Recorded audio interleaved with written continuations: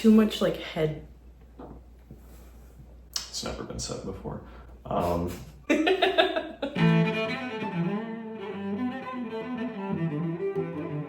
Welcome to Two Piece, a One Piece talk show where my fiance, Nat, hi. and I, Rhythma, will be talking about One Piece. The catch is that Nat has already read all of One Piece. Up to chapter 1153, I think it just came out. And I am a One Piece newbie, so Nat will be my guide through the world of One Piece. Be your navigator. It's true, you will be my Nami.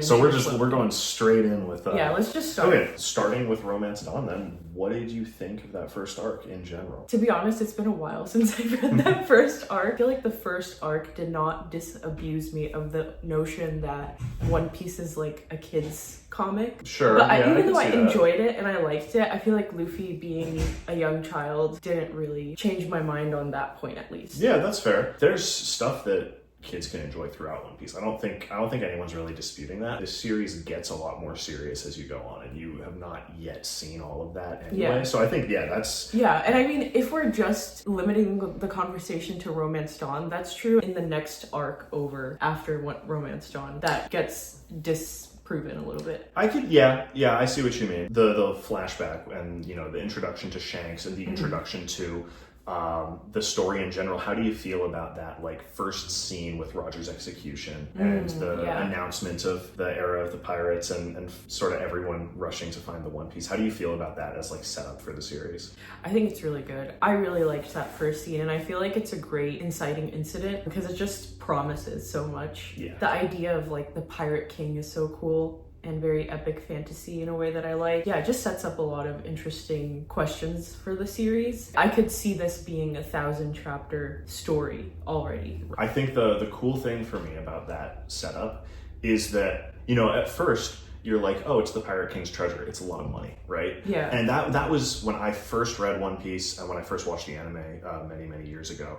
That was my initial thought. But I think, and we can get into this more once we get into Orangetown, you're very quickly shifting your focus on that, and what is the One Piece becomes a huge question very quickly. I really hope that it doesn't end up being One Piece is just the friends we made along the way.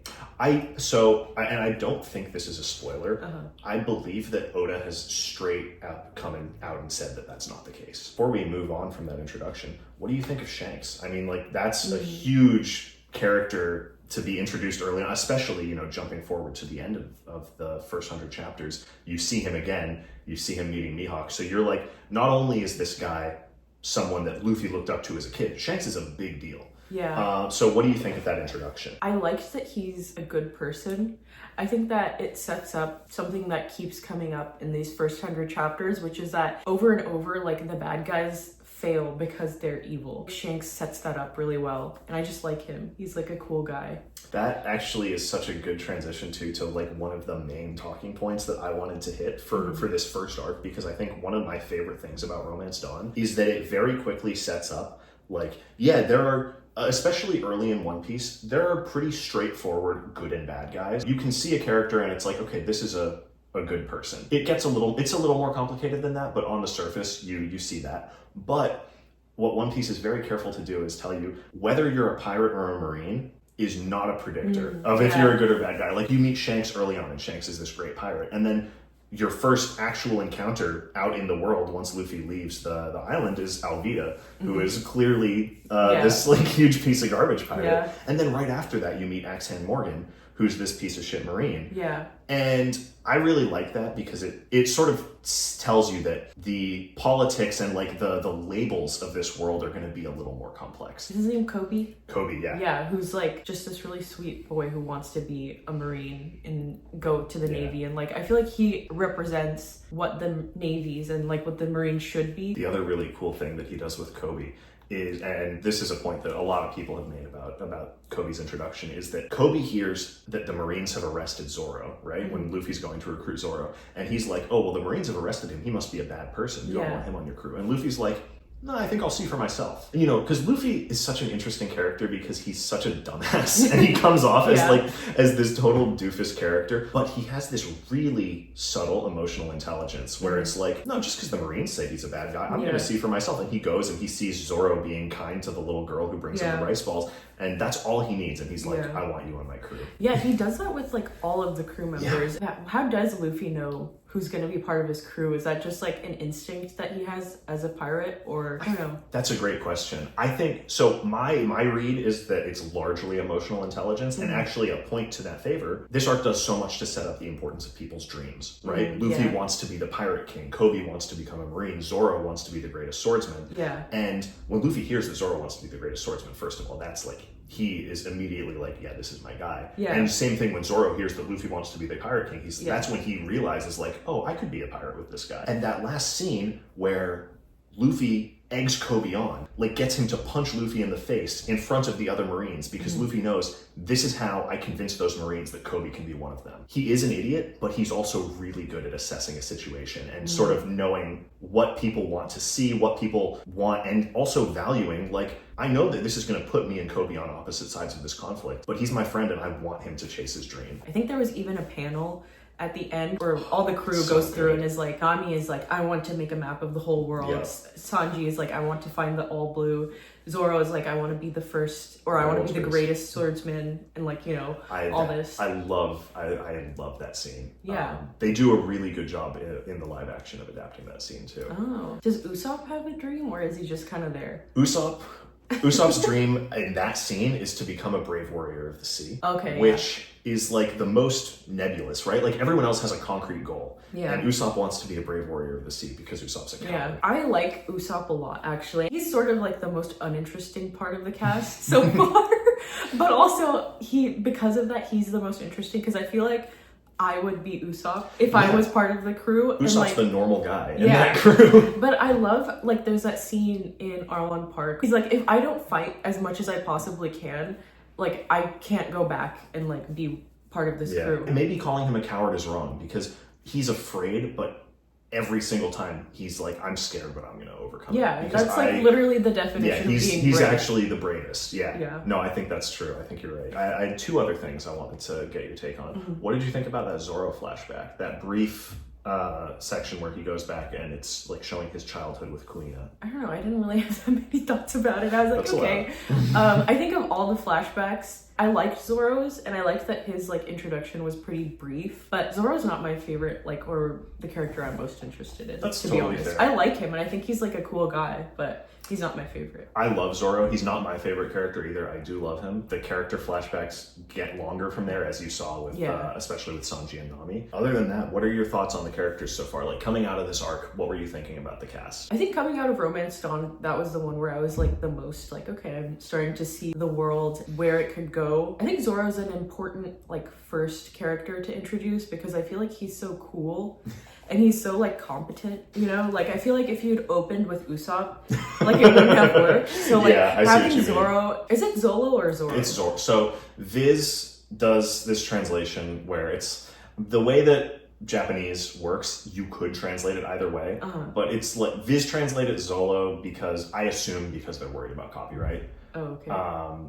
But it's Zoro. Everyone calls him Zoro. So yeah, Zoro. I feel like you have to start with a character like Zoro, who's really just like hyper competent, amazing swordsman. You look at him and you're like, sure, yeah, you're the kind of person who I think would actually reach that goal, and I want to see you do it. The funny thing about you calling Zoro a badass too, because I totally agree. That's the way that you see him. He's like the badass with a heart of gold in Romance Dawn. But he very quickly, you learn that he's also kind of a doofus. Zoro and Luffy are kind of on a similar wavelength where they're both a little bit stupid. Zoro has his more like he just gets lost all the time, which I really like, and is also like really cool to introduce him right before Nami. Okay, Zoro and Luffy can't do shit by themselves, like in a broader sense. They need a Nami on this crew. So yeah, I guess, does that take us to Orangetown? Yeah, I like Buggy a lot. I thought the art in Orangetown was really fun. Like, character design for Buggy was great. I love Buggy. He's like a fun, like, sort of power leveling starts getting introduced. I feel like how powerful some of these villains are gonna be. And also, you get introduced to Luffy's not the only person who has a devil fruit. Yeah, that's cool. I was like, is this gonna be a sort of thing where he's the only one who has this power and that's like his big differentiator?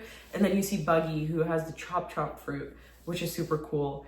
And then you kind of get introduced to this like mechanic of only one person can have each fruit. And you get that flashback where you learn that Buggy knows Shanks. I like how Oda, all of the character flashbacks, they're not very straightforward. Like, they all have like some sort of twist to them I like. It's sort of tropey, but also there's like a little twist to each one. Oda's interesting because he is a very tropey and formulaic writer, but he uses that brilliantly. Like, he has these formulas that he sticks to, but he uses them so well to like make these little deviations or you know, just for symmetry in his writing. You'll see this much later on, so we don't have to talk about it too much now, but I think that he uses his structures really well. I like your point about the power level with Buggy, because it is true, like, Zoro and Luffy both pretty easily stomp Axe Hand Morgan. Once you see Buggy, like, Zoro especially is having trouble with him, and that's like partly a matchup thing. It's kind of hard to fight someone with a sword when they can split themselves into pieces. But it's good to see from the beginning, like, okay, these guys, they're very strong, clearly, because Buggy's like kind of a tough pirate in the East Blue, and these guys do take him out. It's not always going to be perfect smooth sailing for them. The other big thing here is that we get introduced to Nami. So what do you think about Nami? When Nami was introduced, she's like the first girl, really, aside from Luffy's stepmother, or like Makino. The like woman who's taking care of him. Mom, I think would be the better term. But yeah, like Nami, I like her. She's like a little spunky. I've heard you talk about like women in One Piece being not the best, but I like Nami. She's a good character. So to clarify what I'm saying there, I think that Oda has some fantastic female characters. The criticism is more just the way he draws them. Okay. And because, like, right now, Nami's the main female character you've met, it's probably not as obvious, but as we get down the line, you'll see a lot of other women who look like Nami. Okay. That's the main criticism. I think Nami's a fantastic character, and I think that Oda writes some female characters who are even better. In fact, my favorite One Piece character is a woman. We'll meet her eventually. Captain Alvida already happened, right? So like, going back a little bit, Captain Alvida's not like the best representation of women. You sure? Yeah. So like, even though she is really funny, that's like the closest One Piece has gotten to being mean-spirited. All of the laughs that One Piece has gotten out of me have been like really funny, like genuine laughs, and then like Alvida feels kind of like icky a little bit, but just that because, might just be me being awoke. No, I think there's a fair point to be made there. I think you're right though, like, it's a short section, but I see what you mean, especially with the way that she's reintroduced later. But I love Nami. I think that Nami's introduction is really cool because the first thing you see of her is her tricking those Buggy pirates into coming into her boat to try to rob her, and then she steals their much bigger boat. I love the role that Nami plays. She's like clearly very intelligent and like holds her own amongst the crew. Her ending up being the navigator, I think, is really cool. I think it would have been fucked up if she was the cook. Yeah, fair. So I'll give that to Oda. Nami is great because she is, especially this at the end of this saga, Nami is like the crew's singular brain cell. Yeah, she definitely. is like she's like the only person who has brain cells.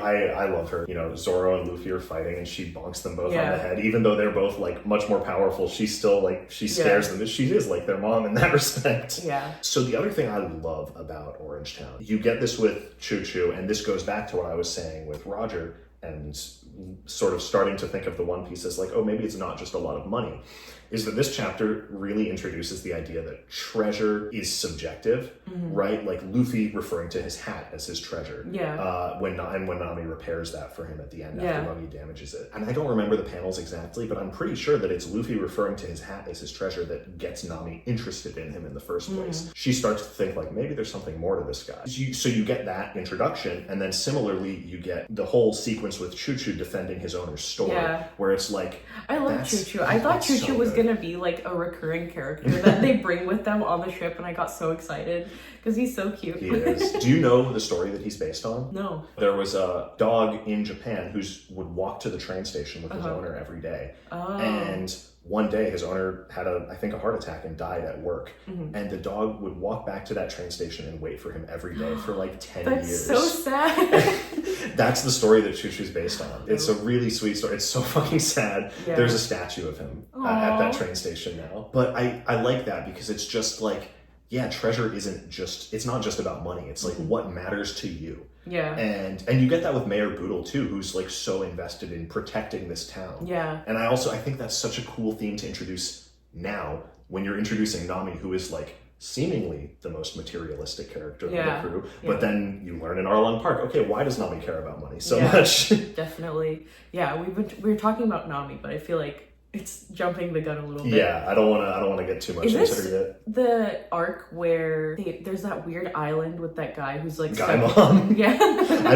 I'm pretty sure Gaimon is between this and Syrup Village. Because I really liked Gaimon. I thought that was like a really fun world building, like just so wacky. That's the kind of thing that I love about fantasy in general, is just like when you get weird stuff like that, and all the weird animals in that island really got to me. I would rather have like 10 times more of that weird random detour than like the Don Krieg fight. I also like that, we're just talking about the theme of like subjectivity of treasure, and Gaimon totally reinforces that, right? Yeah. He realizes that the treasure chests are empty, and he's like, I'm gonna stay here anyway. This is still my treasure. Thoughts overall on Orangetown? Any final parting thoughts? I think my favorite part of Orangetown was Gaimon.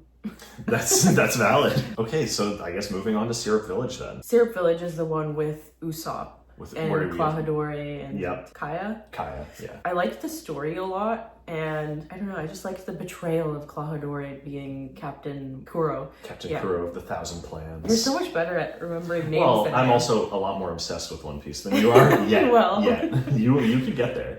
So true. Well, yeah, I just liked the story. I thought it was interesting, and like the sort of boy who cried wolf with Usopp. Yeah, Usopp's kind of like a crazy guy. He is. But I like him. I think he's used in the story the amount that he should be. Like, if he was featured anymore, I think he would get annoying. But I like the sort of comedic relief that he provides, especially from a character like Zoro. He's a little bit more goofy. He's on the other end of the spectrum of competence, basically. And so there's like a nice tension there between their characters in the cast. But I love how Luffy is so loyal to his crew, because he's like, even though Usopp is just this funky dude who doesn't really like have any skills to speak up. Well, yeah, fair enough. We can get to his skills, but yes. Yeah, but like he still like stands by him and is like has this sort of intuition of like who he wants on his crew. I think that's the most important part about Luffy as a leader, is that once he decides that you're part of his crew, he's ride or die. Oh yeah, Luffy is like the most loyal motherfucker, except for like the rest of his crew. Because that's the thing I love about the Straw Hats, is they will fight to the death for you. They will tear the world down around themselves for you. They will do anything for their crew. I love that. I really like that you brought up the boy who cried wolf. I love Usopp's character design. I love that he has like the long nose like Pinocchio. But the boy who cried wolf thing is cool, because it's like, that's your initial impression, where it's like, oh, this guy lies for attention, like the boy who cried wolf. And then you see him going to tell stories to cheer up Kaya.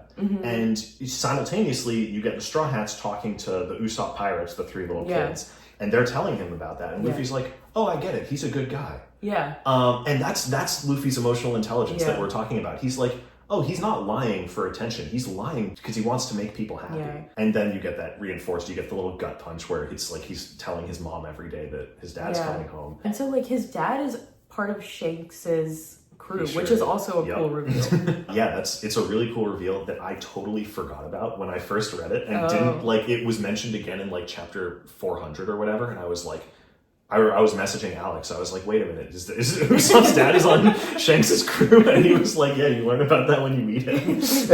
Yeah. And then you end the arc with them getting a ship. Yes, the Merry-Go. The Going Merry, or the Merry-Go. I called it the Merry-Go too. Most people call it the Going Merry. That's another like Viz translation thing. Oh, really? Yeah. Interesting. I prefer Going Merry. I think it has a better sound to it. It does sound more like poetic. Like yeah. Going Merry. Merry-go just sounds like merry-go-round. Yeah. On the translation thing, like later in Sanji's arc, the whole crap geezer thing, like he like will hyphenate crap, you crap cook. I'm like, what is this? Yeah, but yeah, the Viz translation's a little iffy. It's not the worst. I mean, you still get the main point of the series. And I think the art sort of carries a lot too. Oh, totally. I love Oda's drawing style. And like my general impression of One Piece going into it was like, I don't want to read this because it's a kid's story, like a kid's thing. Part of the reason was that you kept telling me to read. I've been telling you. And you and Alex and like the whole crew who have read One Piece were like, you need to read One Piece. Aside from that, I feel like the art really kept me going. I love the art. It's so imaginative. You have to be really smart to be funny. And I feel like the art is so funny. I think that the visual comedy, like, you know, some of the verbal gags are good, whatever, but I think it's totally like the visual comedy and the slapstick of One Piece. That's the absurdity of the expressions, like the over-the-topness of it, it's really good. And full disclosure, like I had the same resistance to reading One Piece when I first started. I had watched the anime, like the first 40 or 50 episodes and bounced off when I was like 14. And so I had the same thought going in where I was like, I don't want to read this. This is for kids. It's probably not that good. But Alex just kept saying like, you gotta try this. And at a certain point I was like, I'll give it a shot. I wasn't hooked until Arlong Park, and I wasn't obsessed until a much later point that we can talk about when you get there. But I distinctly remember I could tell you the exact chapter that I got obsessed. 513. Chapter 513, I liked it already. There were some fantastic arcs leading up to it, but at 513 I was like, this is one of the greatest pieces of fiction I've ever read. And I still have like 500 chapters to go.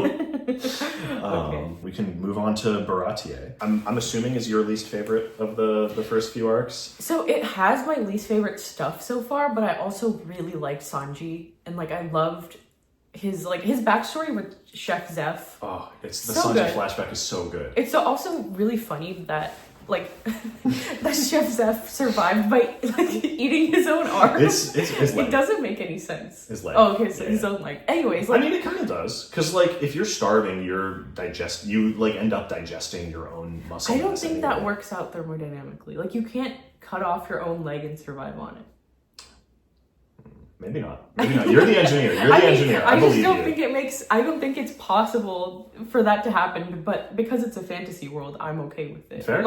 I just think it's a funny thing, and like it's definitely speaks to that theme of survival. Yeah, and to Sanji's like later, you know, you see how important it is to feed people to Sanji. Yeah, I love that. And it kind of reminds me of a character from Rainwild Chronicles, Rapscal. Yeah, I can see that. Yeah, Sanji and Rapscal have a few things in common. Not the most favorable comparison, but in that way, yes. I just like Sanji a lot. I don't mind his like sort of like flirty ways. I think it's kind of cute. I don't know, he's got sort of like a flair to him. He kind of reminds me of Matrim. Matt Coffin.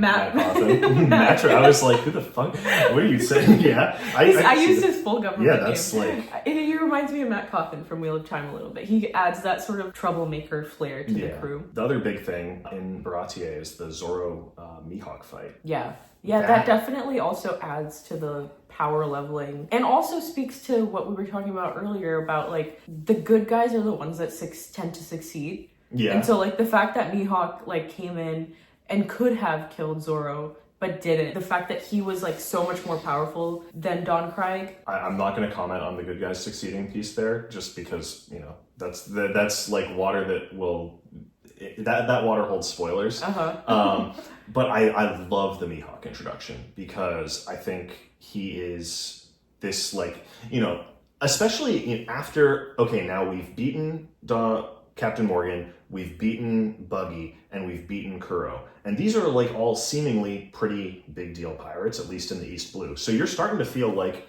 the Straw Hats are a pretty big fish in a pretty small pond. Yeah. And then in comes a whale. Yeah. And just kind of fucks everyone's day up and pieces out. Especially because, and I don't remember the exact chronology, but I'm pretty sure that Mihawk has just like obliterated Don Krieg's entire fleet. And he had like a ton of ships going into the Grand Line, and Mihawk obliterated them, and they come back like to lick their wounds at Baratie. Yeah. And it's like, okay, so this is where we can get to, right? Yeah. And it introduces the 7 Warlords of the Sea, which is a really fun concept. I like that Luffy is sitting on the sidelines, and you know that Luffy like is respecting Zoro's dream. Zoro wants to be the world's greatest swordsman, so he has to fight this guy alone. But you can see how hard it is for Luffy to watch his first mate get beat up like that. Yeah, the Don Craig fight, too long. So long. Yeah. It was like, I almost stopped reading One Piece because of that fight. I don't like and it. I think it imbalances it a bit. If this is only like the third big baddie, and this is so long, are all the fights going forward going to be like that much more longer as you get higher and higher levels of villains? Had me worried. But then Arlong Park comes along and it's not that long of a fight. Even though the fight is much more interesting in Arlong Park, the biggest reason why I don't like Don Krieg's fight is because there's not a lot of emotional investment in there, because Don Krieg doesn't have like ties to either one of the characters. Like, at least, what's his name? Captain Kuro had like previous ties with and like all of that. Yeah, so, that's like, a good point. Don Krieg just sort of comes out of nowhere as like a Deus Ex Machina, but bad guy. I think it's the worst fight in the whole series, just to allay any concerns you might have. But so I think what's happening there, and this is total speculation, Oda grows up reading like your Dragon Ball, your Fist of the North Star, these like very classic shonen battle manga.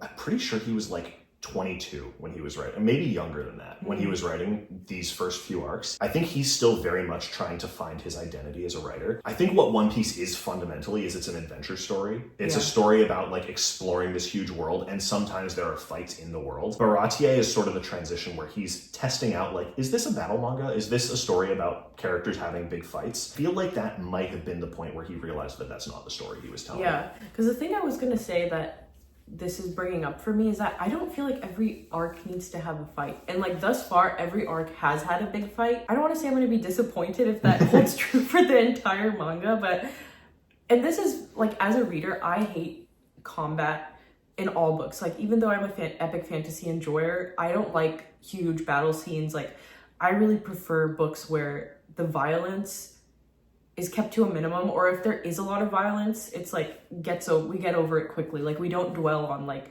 fight scenes where you're like, now he punched him and he punched him. You care more about violence for its like character and world building implications than for just seeing and like thematic implications. I think that One Piece will strike a balance that you'll enjoy, because there will be a lot of fights going forward in One Piece, but I think that they're all paced much better, and I think that there is like significantly more thematic and character weight in not all, but in most of them. And I think Arlong Park is a great first example of that. But before we get there, is there anything else that you want to talk about for Baratie? No, I just liked the idea of there being a restaurant for pirates. I thought that was cool and like a really fun bit of world building. On to Arlong Park. What were your thoughts? Definitely the most emotionally charged of all the arcs so far. Probably the best because of that. I liked the character design of the fishmen. Yeah. This arc, I think, gets into sort of like political commentary a little bit. Definitely with the like fishman supremacy and being like, oh, we're like the best race and like you guys are inferior humans. And so it was really satisfying to see them beat down. Because it's like, after saying that, the way that Arlong goes back on his word, but technically doesn't, by selling her out to the Navy, and the way that the Navy comes in, and there's one panel where they're like, you never like helped us when the pirates were taking over our village, but now you're gonna like accuse us of being thieves. That infuriated me. I hated that. And it's so good too, because it capitalizes on that setup from Romance Dawn, where it's like, okay, we have the shithead pirates and the shithead marines, and now they're coming together, they're working together. So you've got some corruption in the government, which is especially cool after learning about how the government's paying some pirates to like basically be on their payroll with the seven warlords. Captain Nezumi, like I got so fucking angry reading about it. He pissed me off. The next thing we get is Sonami has abandoned the crew. It seems like she's betrayed them, and none of them are willing to believe it. Yeah, it was definitely the most emotionally charged, like I said. I think it also speaks to like how One Piece is very much about like found family. It's probably the closest I've come to tearing up at this point, when she's like, even though they're my adopted children, like they're my children, like I literally, you can't pay me to I would not rather say that die than say that they're not my children. Yeah. It's so powerful. I love that moment. And then I also love the moment right after it, where it's like all the Straw Hats now, Nami the Marines come and they take all the money that she's been saving, and she's like breaking down. She's been trying her entire life to solve this problem on her own, and she breaks down, and she finally, when she has nowhere else to go, she lets herself ask for help. A really powerful moment. That is like the first scene that I think back on that scene. I don't think I cried when I read it, but I think I've cried thinking about it because I'll think back to that scene and tear up. There are other scenes that you'll get to where you'll have the same reaction. Of course, Luffy's there, and Luffy's ready to help her. And then it goes to that shot of, Zoro sitting on the porch and Sanji smoking, and it's like the whole crew is here, and they are all going to do anything they can to help their friend. I love that. I love found family. It's like such a fun trope. It's like so thematically and narratively strong to see it play out in Nami's flashback and then in the present day. Yeah, that's a good point. Yeah, because you have that sort of mirroring. I think it's funny that you mentioned earlier how Oda has like all the same character design. But Nami's sister, Nojiko, yeah, she comes on the page and I'm like, is that Nami? And then it's literally like her sister, but apparently they're not blood related. So it is weird that they look the same. And then you get the actual fight with the Arlong pirates. Sanji's fight with Kurobi, where he's underwater and he like outthinks him and blows into his gills, and that's how he wins. I thought that was really loved cool. The like French cooking terms that Sanji kept saying. I thought that was really fun. So even Usopp has his like moment in the sun where he beats up Chew, the way he spits. I love that moment for Usopp. I think that's like exactly what you were saying earlier about Usopp. Like, I'm weak. I'm the weakest Straw Hat right now, but I'm still gonna fight. I'm still gonna help my friends. Yeah. And then the Luffy Arlong fight is so good. The thematic like weight of that fight where it's Luffy's in the room where Nami was held captive, and he destroys the room where Nami has been captive, and then he destroys the entire building, and it's like this, he's literally beating the shit out of Arlong, but it's also this symbolic victory of like taking down the place that has been this like symbol of Nami's imprisonment. How do you feel about the changes here in Arlong Park? I know you talked about it. It's definitely a lot faster paced than the Dawn Creek fight. I mean, if you're asking me, I think it could have been a little bit faster. I think that's fair. Even though it was really good, I just prefer less fighting. And shark darts, he does it like 5 times, and I'm like, how many times is he gonna do shark darts? And then at the end, you get to go to Roguetown. The people in the community call it Logtown. Even the live action translates it as Logtown. I refuse. It's Roguetown. Okay. It's Roguetown to me. I've seen people write it as Logetown. Yeah. And I just don't get that. Roguetown actually makes sense. Yeah, Roguetown is like, those are words. That makes sense. Yeah. You get to see Luffy at the site of Roger's execution. Yeah. And this is my prediction for the end of the series. I think the series is going to end with Luffy being executed at that same spot. Interesting. Either he gets executed at that same spot, or that's where he's going to be like crowned Pirate King. Interesting. I don't know. Circularity and like all that holding that in my mind. I think that's how it's going to end up. Like that area is definitely like thematically significant. Totally. Yeah. I mean, that's where Roger was killed. That's where the Great Pirate Era was set into motion. That's an important place for sure. And then there is like literally lightning strikes and saves Luffy's life. A little bit of Deus Ex Machina in my fantasy. Like, very Tolkien. And I think it's interesting because like characters within that also recognize Luffy having this sort of unnatural luck. It speaks to this like sort of maybe divine right. I don't know, like interesting. That you would normally associate with like a monarch. So in Roguetown, we also get introduced to Smoker. And in the same line of thinking where, the Straw Hats have just stomped the biggest threat in the East Blue. And they're heading to the Grand Line. And on their way to the Grand Line, we finally see someone that Luffy just cannot do anything to. It's definitely starting to you start to get the idea of like how intense the villains are going to be in the Grand Line. There's no way they would have gotten out of this unless they had been bailed out by that mysterious guy in the cloak. Who, what do you think? I don't even know who that is. Fair, very fair. Just like, okay. This is someone that Luffy can't even touch, that he's being held down by. Yeah. And then we get someone else who that guy is like completely immobilized by. It's like, okay, we get that same hint with Mihawk, but this is just another sign of like, okay, this is how far they have to go. There's definitely so many indications that the world is huge and there's all these characters that we haven't met. So that is part of the reason why you just like want to keep reading. I think at this point, 100 chapters in, I don't know if I love the series yet. I really liked a lot of like the Arlong Park and all these things. There's definitely parts that I've enjoyed a lot, but I'm not obsessed with it. And the other thing about Captain Smoker is that he's the one who actually points out that Luffy was laughing as he was about to get executed and drew that parallel between him and Gold Roger, and someone who's opposed to Luffy, but he still like drew that comparison. And I think that's part of the reason why the place where he gets executed is going to be important, and we're going to come back to that. Luffy gets his first bounty. And, and I believe that's introduced with Mihawk going to talk to Shanks, which also that's like crazy. Like, okay, Mihawk knows Shanks. Yeah. Which is like confirmation that Shanks is not just the guy, as I said earlier, not just the guy that Luffy idolized as a child. This is like, he's a big deal. Yeah. And it makes me think, like, is Shanks going to be someone that they have to fight? Because that would suck. Or is he going to be like an ally? It's a good question. But also, yeah, Luffy gets his first bounty. He's a 30 million... Is it 30 million? Yeah, 30 million berry boy. Just adding, like, quantifying the power system, I think helps you keep track of things at this point. That is all of the arcs that you've read. So, on the full saga, who's your favorite character so far? Luffy. Luffy, very valid.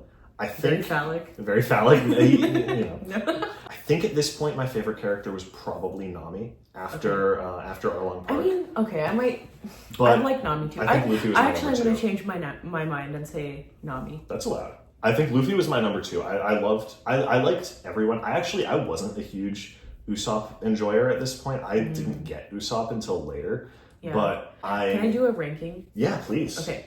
I think Nami, Luffy, Sanji, Usopp, Zoro. Okay.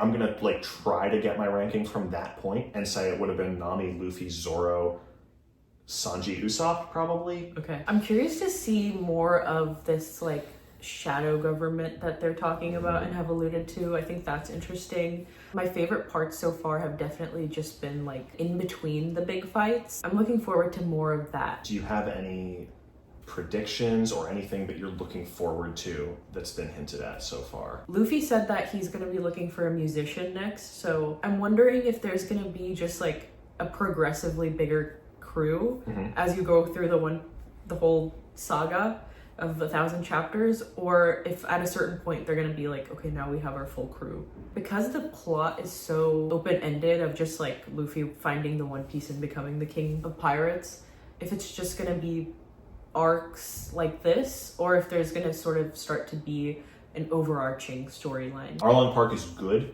but it is like, by One Piece standards, it's like a low A tier arc in my opinion. It's good, but there is much better down the line and much more consistent. I'm going to rank all the arcs. Do it. So Arlong Park, Syrup Village. Oh, interesting. Okay, yeah. Orange Town, Romance Dawn, and then Baratie. Okay. I think mine is Arlong Park. What about Roguetown? Oh yeah, I guess I would slot Roguetown in between, like, so it would be... Between Arlong Park and Syrup Village? Yeah. Okay.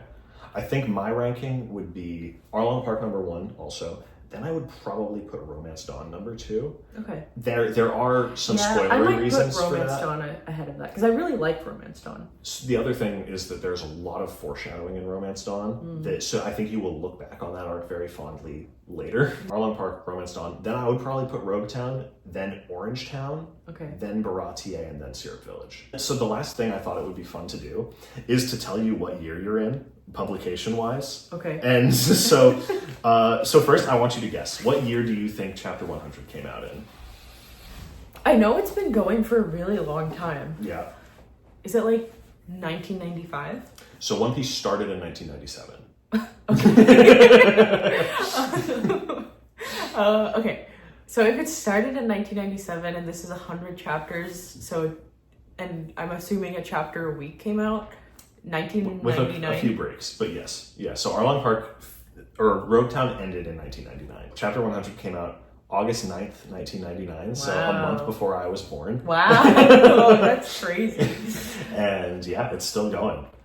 Yeah, it's interesting because it doesn't feel that long ago. It does sort of have a timeless quality to it. Yeah, like it really doesn't does. feel dated. I mean, it's a fantasy work, but I mean, I've read fantasies that are dated. I think that there are elements of One Piece that feel very much of its time, but not in a bad way, in like a this is a story of our time. Yeah. And that will become more apparent later as well. Yeah. And that's one of my favorite things about it. What's my homework assignment for the next episode? I can double check it, but I believe it's chapter 217. Okay, so I have 117 chapters to read. Yeah. Hell yeah.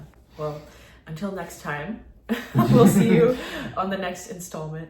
I am really looking forward to talking more One Piece with you. I love this series, and I'm just really excited to share more of it with you. Me too. All right, bye.